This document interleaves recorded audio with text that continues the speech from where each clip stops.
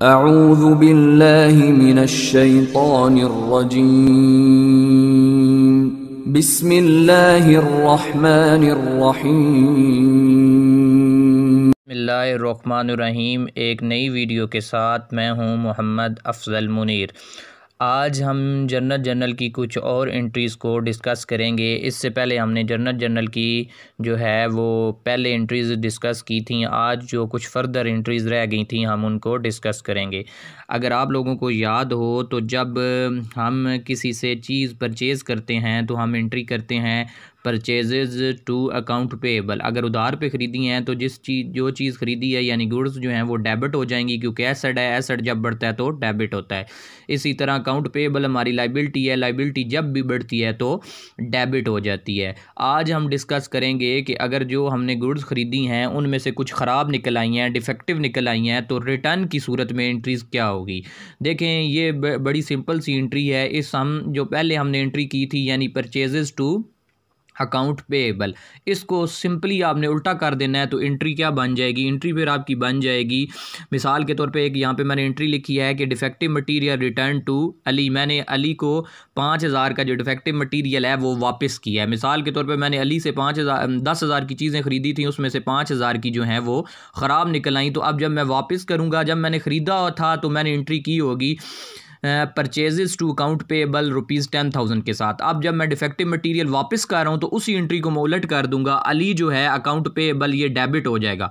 क्यों? क्योंकि मेरी लाइबिलिटी अब कम हो रही है, तो लाइबिलिटी जब भी कम होती है तो डेबिट होती है। इसी तरह फिर मैं इसको क्रेडिट किसको करूँगा, परचेजेस क्योंकि मैंने की थी तो परचेज रिटर्न को मैं क्रेडिट कर दूंगा, यानी एंट्री बनेगी Ali account payable to purchase return. इसी तरह अगर मैं सेल की बात करूं तो मैं मिसाल के तौर पे मैं एंट्री लेता हूं, जब हम सेल करते हैं तो हम एंट्री करते हैं अकाउंट रिसीवेबल यानी एसेट डेबिट टू सेल्स यानी इनकम जो है वो क्रेडिट हो रही होती है। यहाँ पे मैंने एंट्री लिया defective material return by Ali, यानी अब जब अली को हमने सेल की तो अली ने जो है वो हमें डिफेक्टिव मटेरियल कोई निकल आया उसने हमें वापस किया। जब आप वापस करेंगे तो सेल्स रिटर्न डेबिट हो जाएगी टू अली, यानी अकाउंट रिसीवेबल क्रेडिट हो जाएगा।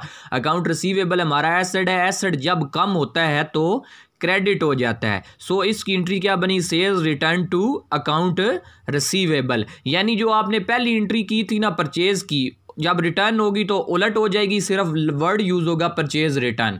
इसी तरह जब आपने सेल की तो आपने एंट्री की थी सेल्स यानी की थी तो उलट कर देंगे, sales return to account receivable हो जाएगा।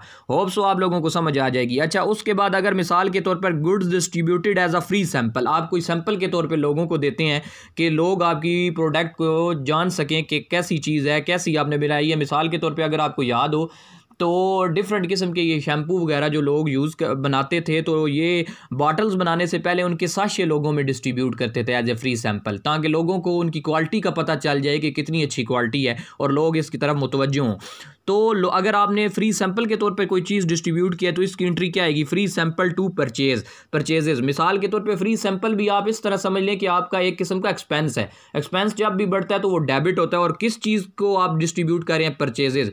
अगर आप कैश मिसाल के तौर पर किसी को दे रहे हो तो फिर क्रेडिट कैश होती है, यहाँ पर आप गुड्स दे रहे हैं तो क्रेडिट क्या हो जाएगी, परचेजेस। इसी तरह आपने अगर कोई चैरिटी पे की है ₹400 की, तो क्या होगा, चैरिटी डेबिट हो जाएगी, आपका एक्सपेंस है, और टू कैश में पे किया तो कैश क्रेडिट हो जाएगी। तो होप सो आपको ये समझ आ गई होगी। इसी तरह अगर आप नीचे एक मैंने एंट्री लिखी है merchandise use for personal use by the owner. मैंने आपको पहले भी बताया था कि जब मालिक अपने पर्सनल यूज़ के लिए चीज़ों को लेके जाता है तो इसको हम ड्राइंग्स बोलते हैं।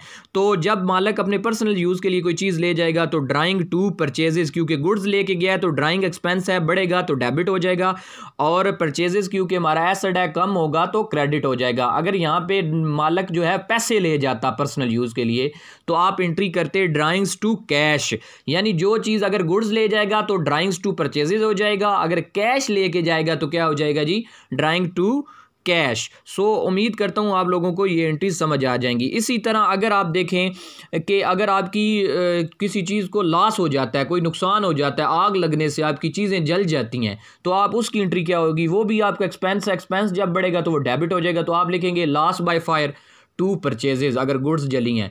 अगर चोरी हो गई हैं, लॉस बाय थेफ्ट 2 परचेजेस। उम्मीद करता हूँ कि आज की एंट्रीज़ आपको समझ आ गई होंगी, और अगर इसके ऊपर आप थोड़ा सा फोकस करें तो आपको समझ आ जाएगी। फर्दर अगर आपको समझ नहीं आ रही तो आप कमेंट बॉक्स में या मुझे कांटेक्ट कर सकते हैं। Thank you so much.